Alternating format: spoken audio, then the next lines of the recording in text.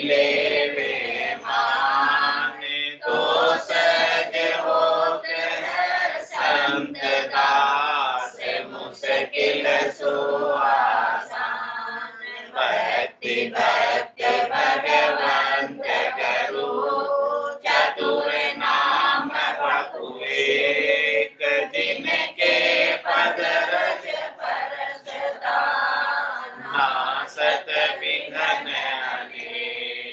सब धरती कागज करो, सब वन कलम कटाए, सात समुद्र छाए करो, सतगुरु गुण लिखान जाए। राम राम राम राम राम।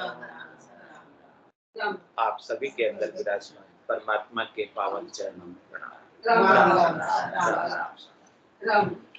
अनंत श्री सद्गुरु सुखराम जी महाराज की 98वां विठल राव के साथ महाराज का संवाद चल रहा है, ज्ञान चर्चा चल रही है, सत्संग चर्चा चल रही है, ब्रह्म ज्ञान की बात चल रही है, तत्व ज्ञान की बात चल रही है। सबसे इम्पोर्टेंट मुख्य बात, खास बात चल रही है।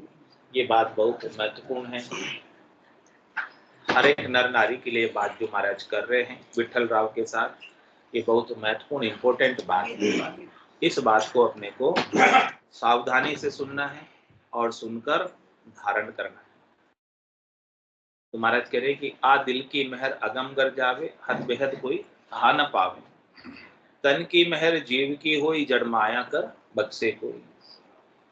वचन मेहर चेतन कर जानो, सो हद की मेहर पिछाणो। नेंचर बचना में नाही, ना कागज पर मंड्यो न जाई। कौन वेद कहो बग से आने, बिठल राव समझो तत छाणी। आ तो मेहर आद सो होई, सतगुरु बिना न माने कोई। गुरु सब ध्यान विद्या मत सारा, सब करनी गुरु मूल विचारा। नेंचर सतगुरु में होई, पार ब्रह्म प्रगट कहूँ तोई। इन कारण सतगुरु को ही माने, न्यारो कर ब्रह्म के में पिछाने। कुदरत कला नाम के जागे, ऐसी मेहर भरम सब भागे। बिन करनी दे गिगन चढ़ाई, सो गुरु बिना जपे क्या भाई। अनहद गुरे नाद सिर बाजे, अनहद में जन जाय बिराजे। आनंद लोक में पहुँचे जाई, ओ गुण सब सतगुरु के माही। और मेहर मंत्र देवे, साधन ध्यान सबे शिष्य सेवे। राज योग में विद नहीं काई, गुरु सो हेत सोई जप भाई। वेद भेद में जो विद होई, राज योग में गुरु कहूँ तोई। सतगुरु माय सबे विधि भाई, न्यारो हेत करे कहाँ जाई। आसुन मेहर इसी विधि न्यारी, और मेहर में सब विधि सारी। कह रहे महाराज, जो दिल की मेहर है सतगुरु की, वो विशेष है, अद्भुत है, विलक्षण है। वो प्रेम प्रगटाने वाली है, नेचर को जागृत करने वाली है, और हद बेहद से लगाकर अगम की प्राप्ति कराने वाली है। और दूसरी जितने भी मेहर करते हैं, वचनों के द्वारा, करने के द्वारा, क्रिया के द्वारा, उपाय के द्वारा, वो सारी मेहर से जड़ माया प्राप्त होती, जो प्राप्त होकर भी फूट जाती। माया का क्या स्वरूप है, माया का क्या स्वभाव है? खत्म हो जाती है, रहती नहीं हमेशा। माया दिखती तो है, लेकिन वास्तव में होती नहीं। होती तो हमेशा ही रहती, जाती नहीं। लेकिन वो उसका स्वभाव क्या है माया का? चले ही जाने का स्वभाव। माया का स्वभाव चंचल है, चली जाती है, ठहरती नहीं, रुकती नहीं, रहती नहीं। लेकिन जो सद्गुरु जो कृपा करते हैं, दया करते हैं, मेहर करते हैं, वो हमेशा बनी रहती। वो एक बार प्राप्त होने के बाद फिर कहीं जाती नहीं। नेचर एक बार जागृत होने के बाद फिर कहीं जाता नहीं, वो शिष्य के गट के भीतर ही रहता है। और साधना करने वाला, भक्ति करने वाला जन उस नेचर का आनंद लेता है। तो महाराज कह रहे हैं कि फिर सब गुरु सब ध्यान विद्या मत सारा, सब करनी गुरु मूल विचार। लेकिन नेचर सदगुरु में हो ही पार ब्रह्म प्रकट। जितने भी करनी है, जितने भी विद्या है, जितने भी ज्ञान है, जितने भी ध्यान की बातें हैं, वो सब जितनी भी करनी क्रिया की बात है, वो सब मूल गुरु ही उसका विचार देते हैं। लेकिन नेचर का विचार, नेचर की अनुभूति जो पारब्रह्म परमात्मा को प्राप्त कराती है, अपने स्वरूप का बोध कराती है, वो सदगुरु देते हैं। ये हदगुरु में और सदगुरु में अंतर है। इसलिए महाराज कहते इन कारण सदगुरु को ही मान।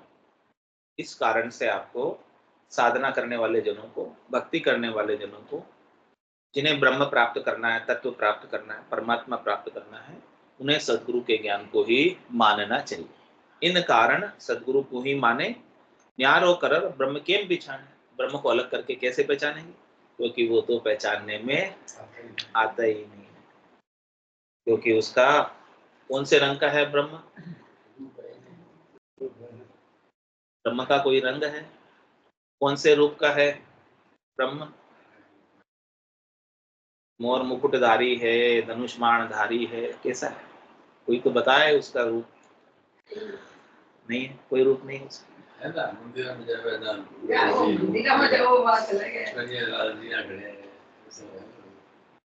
तो महाराज कह रहे न तो उसका रूप है, न उसका रंग है, न उसका वर्ण है, तो अब उसे कैसे पहचाने? महाराज कह रहे कि उसकी पहचान तो सदगुरु के माध्यम से ही होती है।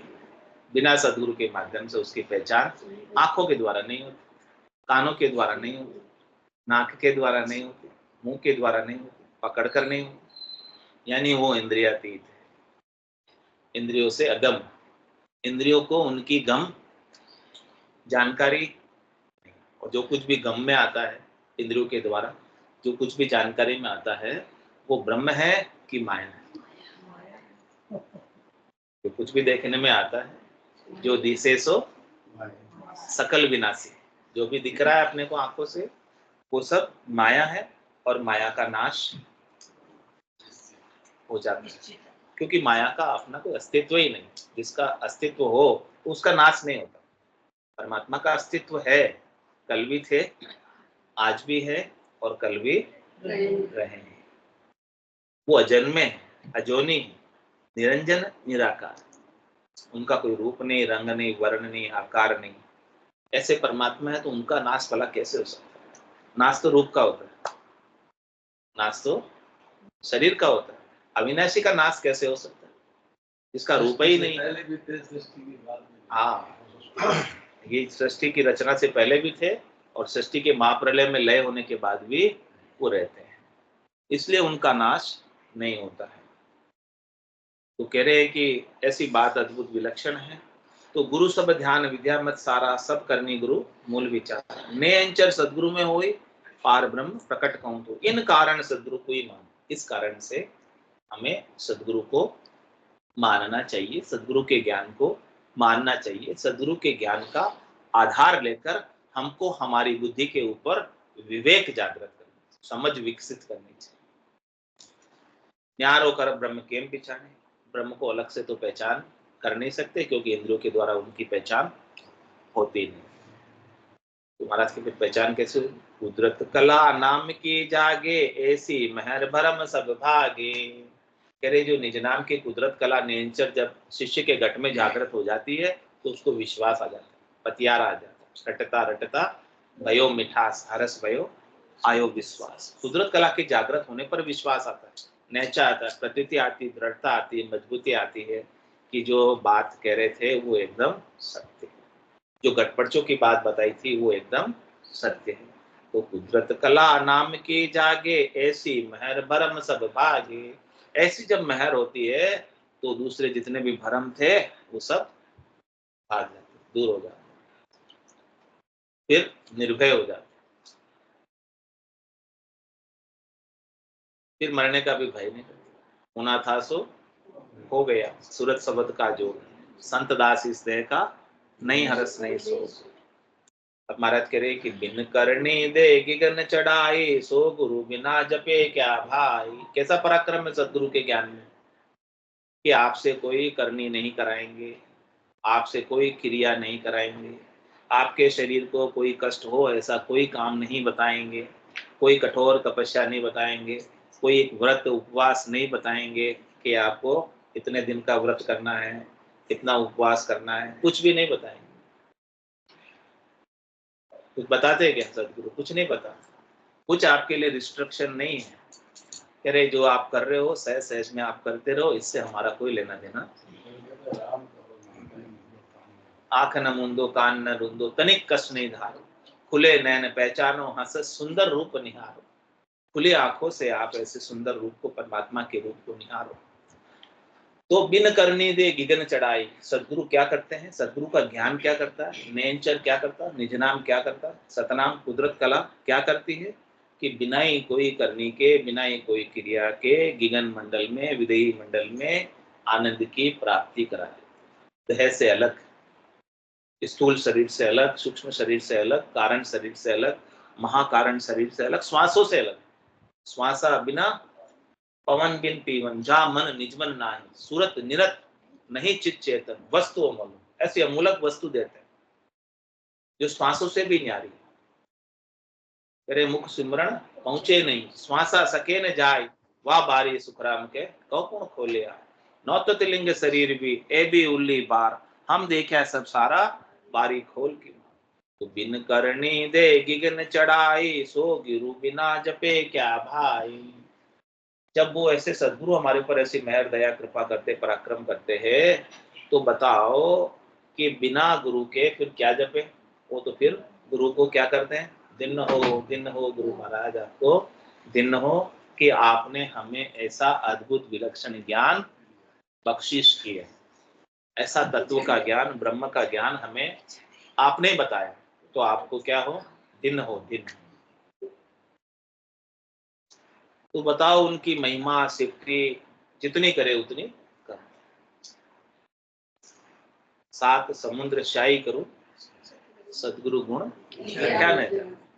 सदगुरु की उनको लिख नहीं सकते, उनके लाभ को, सदगुरु से प्राप्त होने वाले लाभ को अपन लिख नहीं सकते। डायरी में लिखने जावे और पूरी धरती की डायरी बना दे, जितनी धरती का क्षेत्रफल है, लंबाई चौड़ाई, उसकी पूरी डायरी बना दे। और धरती पर जितने वृक्ष हैं उन सबको काट काट कर कलम बना दे। और जितने सात समुंदर है उन सबकी शाही बना दे और फिर लिखने बैठे। तो इतने हैं कि फिर भी नहीं लिख पाओ, वो भी सब कम है। ये धरती भी पूरा क्षेत्रफल लिखने के लिए, सदगुरु के गुणों को लिखने के लिए, लाभ उनसे जो प्राप्त होता है हमें, उस लाभ को लिखने के लिए कम पड़ती है धरती भी। और समुद्र सारे, उसकी शाही भी कम पड़ती है। जितने वृक्ष है उसकी कलम भी कम पड़ती है, उनसे प्राप्त होने वाले लाभ को नोट डाउन करने के लिए, लिखने के लिए। तो बताओ ऐसे सदगुरु के बिना अब क्या गावें, किसके पास जावें, क्या करें?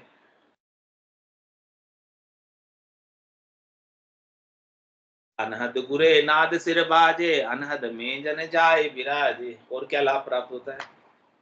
सदगुरु के द्वारा जो शब्द हमें बख्शिश किया है, उस ध्वन्यात्मक शब्द खुल जाता है और ध्वन्यात्मक शब्द की अनंत नाद गर्जना करती है।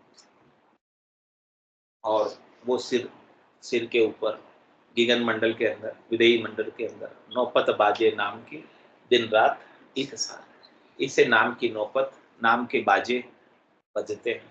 और बाजे कैसे होते हैं?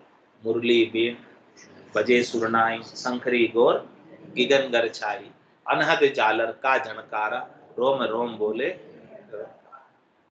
और बाजे कैसे बजते? नौ सो ही नाड़ी मंगल गावे, ता मन भौरा अति सुख पावे।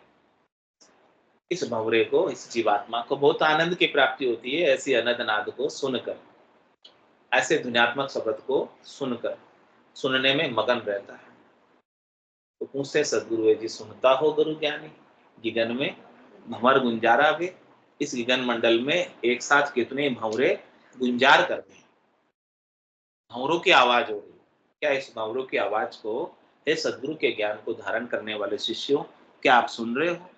आनंद गुरे नाद सिर बाजे, ऐसी बजती है, कोई बजाता है उसे? हाँ, जैसे भ्रामरी प्राणायाम में तो बजाते हैं, लेकिन वो भ्रामरी जैसी आवाज बिना ही बजाए बजती रहती है 24 घंटे।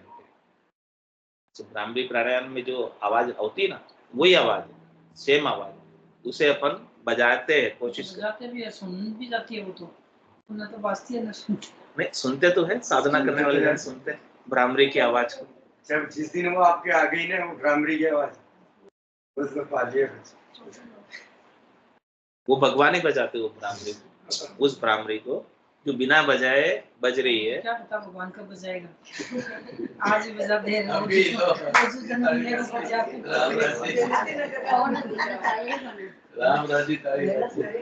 मीरा ने जितनी भक्ति करी ना उतनी करनी पड़ेगी। महाराज कह रहे मीरा हैं बनना पड़ेगा। प्रेम प्रेम प्रेम, अभी बताया था ना इसके पहले उपाय, प्रेम का उपाय आया था कि वो प्रेम से ही सहज सहज से ही बजती है, अपने आप बजती है, ऑटोमेटिक बजती है। सबसे पहले मेरे बजने लगी थी, फिर पापा जी को बोला कि ऐसे बज रही है मेरे, क्या करूं? बोले ऐसे कोई बजती है क्या? ऐसे थोड़ी बजती है कोई बिना बजाए। फिर इनके बजी ना, तब इनको हाँ ऐसे सबसे पहले आपके बजी, फिर आपको सुनूंगी। मैंने बताया कि ऐसे बज रही है। अपने आप लगता है आपको लगेगा, हमें नहीं लगेगा। बोले बिना बजाए कुछ होता है क्या, बिना किए कुछ होता है क्या? कुछ नहीं होता ऐसे।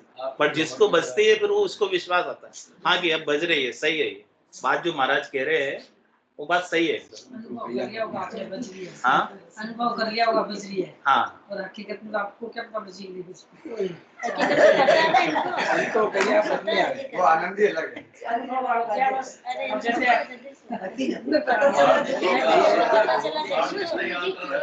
अभी भी बज रही है, अभी बात कर रहे हैं ना, अभी बात कर रहे हैं अपन, अभी भी बज रही है। हाँ अभी भी बज रही है, वो बज रही है, हम सुन रहे हैं, ये चल रहा है काम। वो तो बराबर चलती उसके बजने में ही हम बोल रहे हैं, उधर से वो बज रही है, इधर से बोल। तो बिन करनी दे गिगन चढ़ाई, सो गुरु बिना जपे क्या भाई। अनद गुरे नाद सिर बाजे, अनद में जन जाए विराजे। फिर वो अनद नाद की ध्वनि के अंदर, ध्वन्यात्मक शब्द के अंदर ध्यान लगा रहता है, उसी में विराजे, उसी में विराजमान रहता है। आसन हमारा गिगन मंडल में, रहूं जगत के माई, मेरे को मेरा जन जाने, और आपको दूसरे को किसी को पता नहीं। जिसके बजती है उसे ही पता है।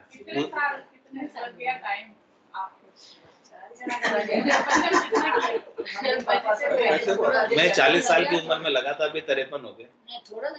मैं तो 3 महीने में बजने लगा। 2-3 महीने अभी 3 महीने से बजने लगी। नहीं, पहले जब चालू किया था 13 साल हो गए, 13 साल हो गए। 40 साल की उम्र में लगा था, और 2-3 महीने भजन किया तो 2-3 महीने में बजने लगा। उसके बाद 5-6 महीने में, फिर 5-6 महीने में पापा जी बजने लगे, फिर सुनील लगा तो सुनील के बजने लगे, इनके ही बजने लगे। हाँ तो आपने मुनि क्यों कल है? रोज आओ 4 बजे आया तो कल आया, कल और ना आया, आओ तो हो तो जाए। ऐसे करते करते बजने लग जाएगा। तुम तो खूब बोल। तो अनद गुरे नाद सिर बाजे, अनद में जन जाए विराजे। इस प्रकार से अनद में भक्ति करने वाला जन जाकर विश्राम को पाता है। वहां पर फिर जो है, जब ध्वनि बजती ना, जब ये आवाज होती है ना, तब कोई विचार भी नहीं आता, दूसरी कोई बात रहती नहीं, एकदम परम विश्राम की स्थिति, परम शांति की स्थिति हो जाती है। बजने वाले तो समझ में आती नहीं है। बाकी ये समझ में आ रहा है, आप यहाँ बैठे हो, वो राम जी की कृपा से बोल रहे हो, राम जी बुला रहे हैं, आपका कुछ भी अस्तित्व नहीं है, और वो दर्शन भी हो रहे हैं, लेकिन वो बजने का तो कुछ समझ नहीं आ रहा। अभी बजेगी तो पता, आप भी बजेगी कब? बजेगी, निश्चित रूप से बजेगी। महाराज ने बताया, बात तो पक्की है। आप करोगे भजन करो, सही है। उस स्थिति में तो जाओ आप। और इस आवाज को सुनते सुनते महाराज क्या करे, आनंद लोक में पहुंचे जाए, ओ गुण सब सतगुरु के माई। उस आवाज को सुनते सुनते निरखत गिगन को सबे चैन मिट जाए, जो नर को सुखराम के नींद कराए शिवा। शून्य समाधि तक की स्थिति को प्राप्त हो जाते हैं। ज्ञान समाधि लगती है, ब्रह्म समाधि लगती है, इकट समाधि लगती है, सता समाधि लगती है, शून्य समाधि लगती है। तो आनंद लोक में पहुंचे जाए, ओ गुण सब सतगुरु के माई। आनंद लोक कहीं दूर नहीं है, आनंद लोक यही कहीं। धुनी का जो आवाज सुन रहे हो आप, वो आनंद आ रहा है, वही तो आनंद लोक है। और उस आनंद लोक में समाये रहो, गर्क रहो, गरकाब रहो, उसी के अंदर मस्त रहो, मगन रहो, और सब चिंताएं, दुख, त्रास सब भूल जाओ, कुछ नहीं। सब भूल जाते हैं जब ध्वनि मुझे याद सुनाई। आती है वो। हाँ, जैसे अपन लगे रहे फिर पता नहीं कहाँ से कहाँ चला जाता है, एक ही मिनट में विचार सोने सामने लगे तो सत्य सब कह दी। आनंद लोक में पहुँचे जाई ओ गुण सब सतगुरु के माई। कह रहे महाराज आनंद लोक में पहुंचाने का गुण सतगुरु के ज्ञान में, सतगुरु की विधि से सुमरन करने में, ऐसे भजन करने में, भजन की रीत घट में बनने में, घट पर्चों का अनुभव होने में।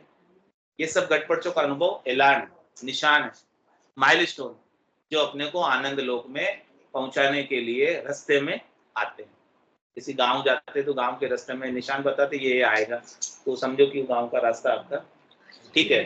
तुम्हारा जैसे घट पर्चों की बात बता रही कि ये सब चीजें पहले होगी, फिर वो आप परम मोक्ष के रास्ते पर चल रहे हो तो परम मोक्ष की प्राप्ति होगी।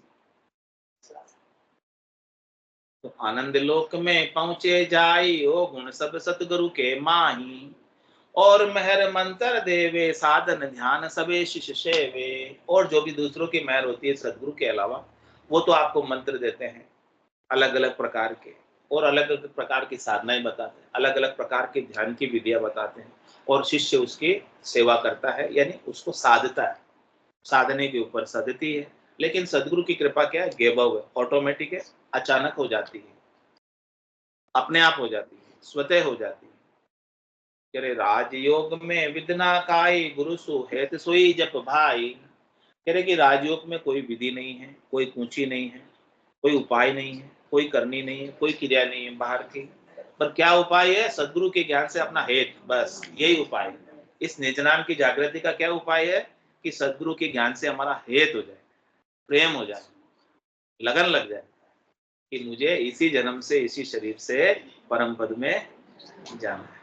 ऐसी लगन हमारे भीतर लग जाए तो सदगुरु की कृपा पक्की हो जाती है, और सदगुरु की कृपा होने से हमारे भीतर निजनाम जागृत हो जाए। ऐसी तड़फ हमारे अंदर होनी चाहिए प्राप्त करने।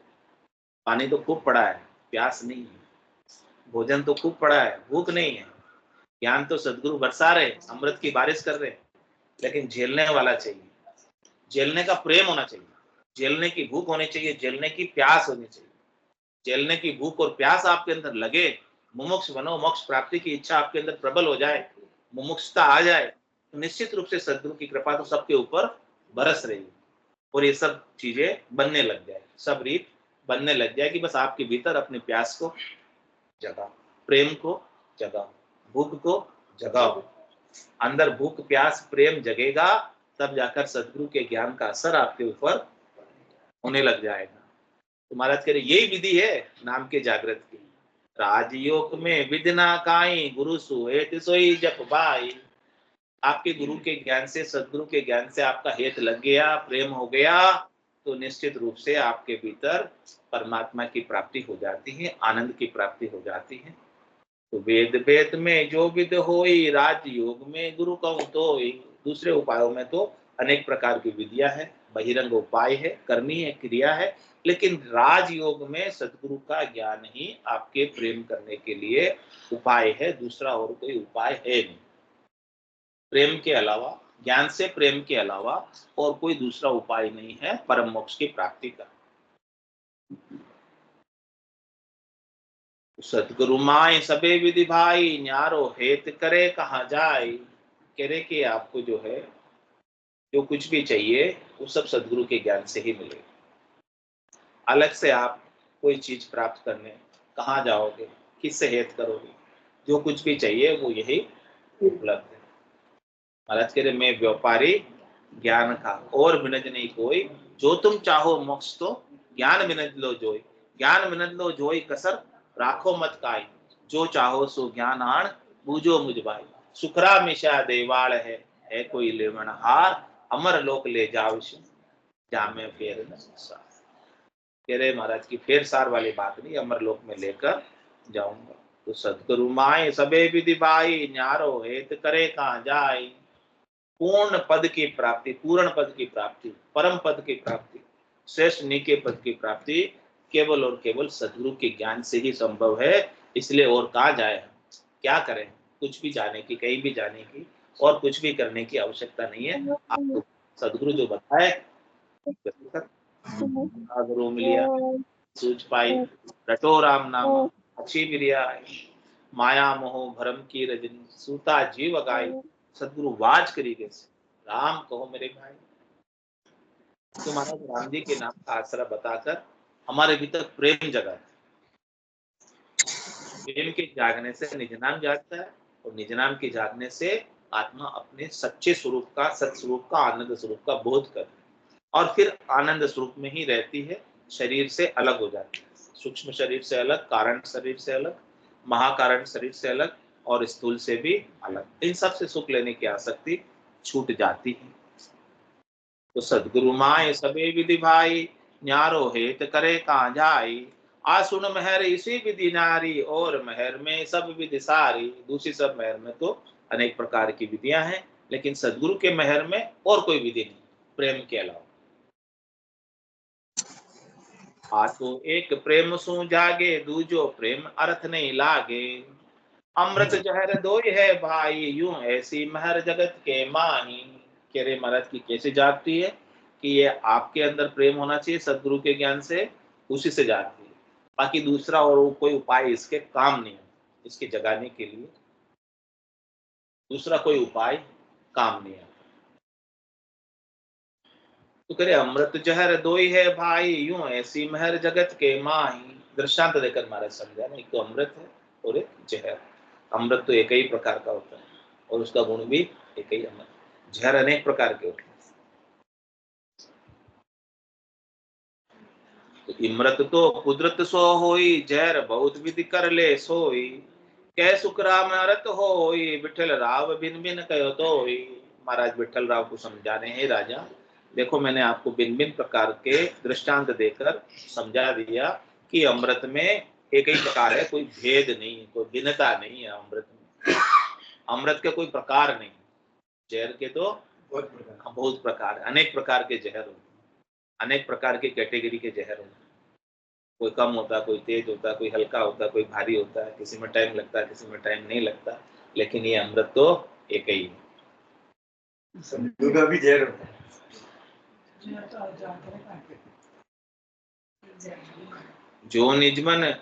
जो निजमन माने सत भाई, तो कसर खोर राखो मत राई, तन मन धन अर्पण सब कीजिए, निराधार गुरु शरणों लीजिए। इतनी बात महाराज ने समझा दी विठल राव राजा। आप पूछा कि देखो इतनी बात आपने सुनी, इतनी बात आपने समझी, ये सब सुनने के बाद, समझने के बाद यदि आपके निज मन ने मेरी बात को सत माना, यानी आपके निज मन ने, आपके भीतर के मन ने, यानी आपकी अंतरात्मा ने, यानी आपके हृदय ने मेरी बात को सच्चा माना, स्वीकारा, धारण किया, यदि आप मान लिए कि यही बात सत्य है, मेरे लिए कल्याणकारी है, हितकारी है, तो कसर को राखो मत राई। हे राजा अब आप कोई कमी मत रखना। यानी कमी नहीं रखने का मतलब ये बात यदि आपको ठीक लगी है तो तुरंत ही इस बात को आप धारण कर लेना, अडॉप्ट कर लेना, इसके अनुसार साधना कर लेना, भजन कर लेना, भक्ति कर लेना, सुमिरन कर लेना और परम पद को इसी शरीर से पा लेना। इसमें कोई कमी मत रखना, क्योंकि इस बात में कोई कमी है ही नहीं, ये बात पूर्ण करने वाली है, पूर्ण पद की बात है। तो क्या करें, राजा को क्या कहा, तन मन धन अर्पण सब कीजे, निराधार गुरु चरणों लीजे। क्या करो अब आप, हे राजा विठल राव, आपका जितना भी तन है, आपका जितना भी मन है, आपका जितना भी धन है, सब आप मुझे सौंप दो, अर्पण कर दो। सब कुछ दे दो, कुछ अपने पास मत रखना। कुछ अपने पास रखोगे तो उसका आपको गर्व होगा, गुमान होगा, अभिमान होगा, आसरा होगा, सहारा होगा। आप उसके बढ़ाने में, उसके रखने में, उससे सुख लेने में लगे रहोगे। वही उलझा देगा। तो मैं तो सुलझाने के लिए ले रहा हूँ आपसे। यहाँ से एक लोकल ले जाओ ऐसा, उसमें डाल के तभी तो अब तन भी अर्पण करना है, मन भी अर्पण करना है, धन भी अर्पण करना है। तो अब महाराज ने बताइए, तन से उस प्रकार से आपको साधना करनी है। मन के अंदर जो आसक्ति हमारी संसार के प्रति है, शरीर के प्रति है, इंद्रियों के प्रति है, वस्तुओं के प्रति है, व्यक्तियों के प्रति है, उस आसक्ति को छोड़ना है और मन किस में लगाना है? राम जी के नाम के सुमिरन, परमात्मा पद की प्राप्ति। तो तन अर्पण हो गया, मन अर्पण हो गया और धन भी अर्पण करना है। धन कौन सा है? ये श्वासा रूपी धन, श्वासा रूपी धन जो बड़े मुश्किल से मिला है और गिनती का मिला हुआ है। इस धन को नाम के सुमरण में लगा दो। तो ये तन भी अर्पण हो गया, मन भी अर्पण हो गया और धन भी अर्पण हो गया। महाराज संसार के धन की बात नहीं कह रहे, संसार का धन तो आपका आपके पास है। महाराज बोले मेरे को नहीं चाहिए, मेरे को नहीं चाहिए। हाँ,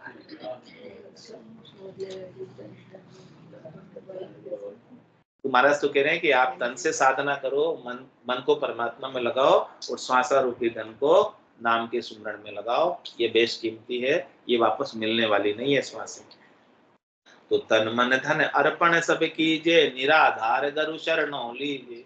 और क्या करे? गुरु का शरणा निराधार ले। निराधार का मतलब कुछ जाना रख के मत लेना कि मेरे ये हो जाए, मेरे पुत्र हो जाए तो मैं भजन करूंगा, या मेरे कोई गाड़ी बंगला घोड़ा हो जाए तो मैं ये करूंगा, भजन नहीं हो तो मैं छोड़ दूंगा गुरु को। महाराज करेंगे ऐसा कोई आधार मत रखना। मेरे कोई ऐसा आधार रख के शरणा मत लेना गुरु का, सदगुरु के ज्ञान का। सदगुरु के ज्ञान का शरणा लेना तो निराधार लेना। निराधार मतलब ये कुछ हो चाहे नहीं हो, मतलब राम जी जैसे रखे वैसे रहना, लेकिन अपने को अपने आत्मा का कल्याण करना है तो निराधार शरणा।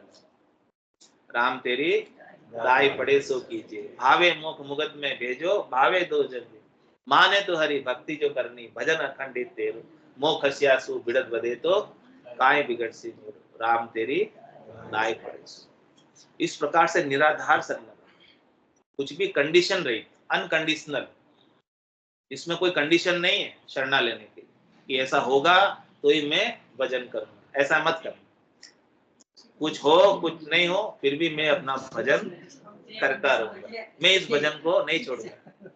भगवान का आवास हो जाए, ये कंडीशन सही है, वो कंडीशन क्या काम की? हाँ, नहीं लोग कंडीशन लेते हैं ना कि मेरे अच्छा ही हो तो मैं भजन करता रहूंगा। 10% 5%। हाँ, तो महाराज कह रहे कि ऐसी कोई कंडीशन मत रखना, आप तो निराधार बिना ही किसी आधार के आंख बंद करके शरणा ले। मतलब कुछ अच्छा हो चाहे बुरा हो, अच्छा बुरा तो होता रहता है, चलता रहता है संसार के अंदर, अच्छा भी होगा बुरा भी होगा। अच्छा समय भी आएगा, बुरा समय भी आएगा, अनुकूलता भी आएगी, प्रतिकूलता भी आएगी, सब आएगी। लेकिन इन सबसे परवाह नहीं करनी, इन सबसे डरना नहीं, इन सबसे परेशान नहीं होना और आप भजन में लगे। ऐसा सोचते ना मैं भजन कर रहा हूँ, क्यों मेरे शरीर में व्याधि आई, क्यों मेरे दुख आया, क्यों मेरे कष्ट आया, ऐसा सोचते ना। तो महाराज कह रहे तो शरीर है, शरीर में तो व्याधि आती रहती है, कष्ट आता रहता है, दुख आता रहता है, चलता रहता है, इसकी परवाह नहीं करो। हाँ, वही तो महाराज कह रहे कि निराधार लेना है, इसमें अटकना नहीं है। इसीलिए महाराज समझा रहे कि आपको अटकना नहीं है, अटकना नहीं है, निराधार शरणा लेना। कुछ हो अच्छा चाहे नहीं हो, आपको अपना भजन नहीं छोड़ना। कोई करने की अटकना काम ही नहीं रहेगा। भजन करते रहो, बस करते रहो, सब कुछ अपने आप ऑटोमेटिक सब ठीक हो जाएगा। बोलो राम सद्गुरु देव जी महाराज परम दयाल सद्गुरु सुखराम जी महाराज